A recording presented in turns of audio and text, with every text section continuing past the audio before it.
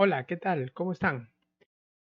Vamos a desarrollar este ejemplo, este ejercicio, con respecto a nuestro tema, que es razones trigonométricas en triángulos rectángulos. Acá, por ejemplo, nos dan un triángulo rectángulo ABC, que nos dice que es recto en C. Es decir, el ángulo de 90 grados debe estar en C. Luego podemos distribuir A y B en alguno de los vértices, ya eso es a criterio de cada uno, cómo lo puedo, ¿no?, colocar, indicando que para nosotros estos serían los ángulos. El ángulo A veces podríamos de repente definirlo con un alfa, un beta, ¿no? Ya queda independiente cómo lo analizamos.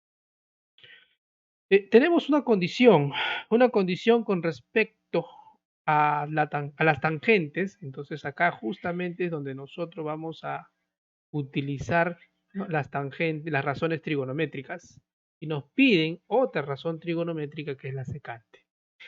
Brevemente, acá en una hojita borrador, nosotros deberíamos tener en cuenta que nuestra tangente, ¿no?, de algún ángulo es el cateto opuesto entre el cateto adyacente. La secante también de algún ángulo sería la hipotenusa entre el cateto adyacente. Acá en esta figura, el cateto opuesto depende del ángulo. Por ejemplo, esta es la hipotenusa, que lo puedo definir con un C. Este sería uno de los catetos, que puedo llamarle A, y el otro cateto que le puedo llamar B.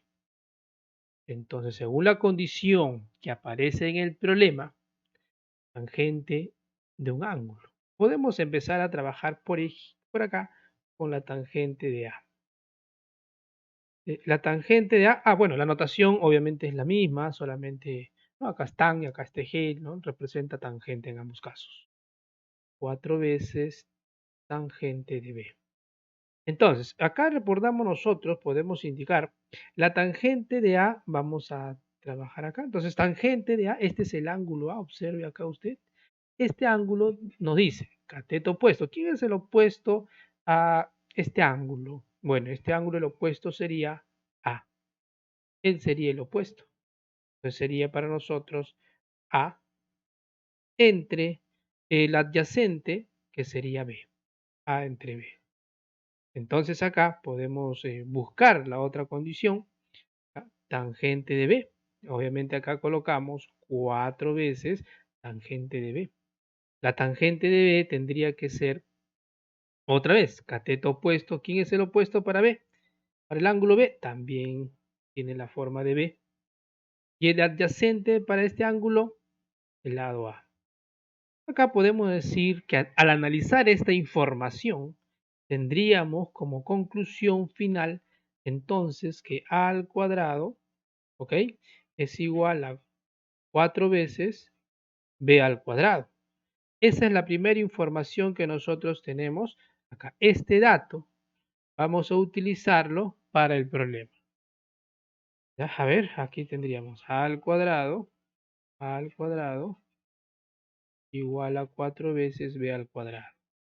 Muy bien, esta información vamos a utilizar para poder encontrar entonces la secante de A. Para eso, entonces, hemos acá recordado nosotros previamente que la secante de algún ángulo es hipotenusa entre cateto adyacente. Tenemos el ángulo A y acá podemos definir nosotros de la siguiente manera.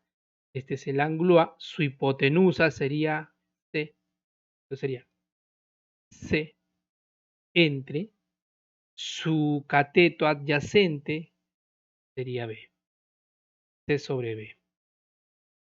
Bueno, esta ha sido nuestra hojita borrador, así que lo vamos a quitar de ahí. Tener en cuenta que ya prácticamente esta parte es lo que queremos encontrar. Esto es lo que nos pide en este ejercicio. Es lo que queremos hallar en este ejercicio. Por lo tanto, ya acá la información es ya más práctica, más sencilla, y usted simplemente dice, bueno, nosotros acabamos de establecer hace un momento una relación entre A y B. Pero acá en el problema necesito una relación entre C y B. ¿Cómo llegamos a esta relación? A ver, ¿qué podemos utilizar para llegar a una relación entre C y B? Si ya tengo la relación entre A y B. Pues seguramente muchos recordarán el teorema, el famoso teorema de Pitágoras, ¿cierto? ¿Qué nos dice Pitágoras? Hipotenusa, que sería C al cuadrado, es igual a suma de los catetos elevados al cuadrado.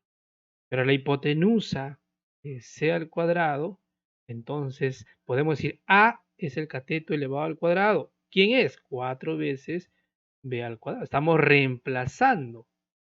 Entonces acá ya podríamos establecer una relación final que sería 5 veces B al cuadrado.